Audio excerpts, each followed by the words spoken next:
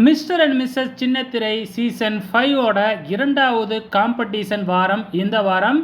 So last வீக்கில் வந்து பார்த்திங்கன்னா யார் வின் பண்ணியிருந்தாங்க அப்படின்னு பார்த்தீங்கன்னா தாமரைச்செல்வியும் பார்த்தசாரதியும் வின் பண்ணி அவங்க வந்து பார்த்திங்கன்னா அந்த வீட்டோட ஹால் பகுதியை வந்து பார்த்திங்கன்னா வின் பண்ணியிருந்தாங்க. அதே மாதிரி இந்த வாரம் 2வது காம்படிஷன் சுற்று.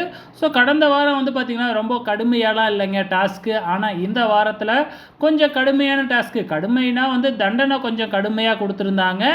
ஸோ இந்த வாரம் யார் வின் பண்ணியிருக்கிறாங்க, ஏன்னா வந்து பார்த்திங்கன்னா இருக்கிற 12 ஜோடியில் வந்து பார்த்திங்கன்னா ஃபர்ஸ்ட் ரவுண்டில் வந்து 6 ஜோடி வின் பண்ணோம் அப்படிங்கிறது நமக்கு நல்லாவே தெரியும்.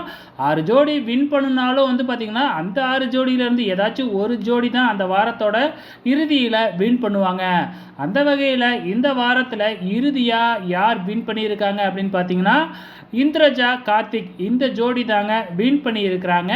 ஸோ அவங்களுக்கு எந்த சாவி கொடுத்துருக்குறாங்க அப்படின்னு பார்த்தீங்கன்னா பெட்ரூம் சாவி கொடுத்துருக்குறாங்க.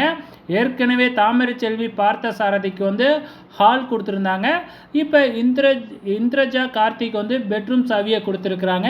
இதே மாதிரி ஒவ்வொரு வாரமும் வந்து பார்த்திங்கன்னா ஒவ்வொரு ஜோடின்னு இல்லை, ஸோ வின் பண்ண ஜோடியாக கூட வந்து திருப்பியும் வந்து பார்த்திங்கன்னா இன்னொரு ஏரியாவை வந்து அவங்க வின் பண்ணலாம்.